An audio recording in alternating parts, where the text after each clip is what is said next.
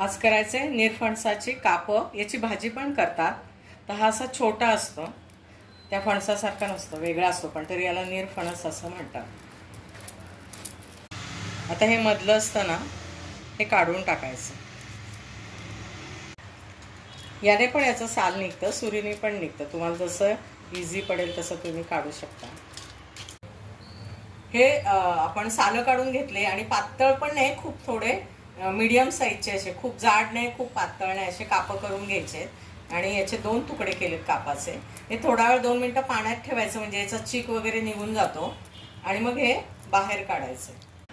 मीठ, कांदा लसूण मसाला आहे, तुम्ही कुठलाही मसाला वापरू शकता, तुम्ही घरात जो वापरता तो. नंतर लसूण आणि हिरवी मिरचीचा ठेचा आहे, आणि थोडंसं लाल तिखट घेतलं आहे, हळद घेतली आहे, आणि मीठ. हे सगळं याला लावून घ्यायचं आणि मॅरिनेट करायचं आपल्याला. 4 चमचे तांदूळाचं पीठ घेतलं, 1 चमचा बारीक रवा घेतला आहे, थोडंसं अगदी पांढरं वाटू नये म्हणून थोडंसं याच्यामध्ये हळद, थोडंसं तिखट आणि थोडंसं मीठ, त्या आळणी लागू नको म्हणून.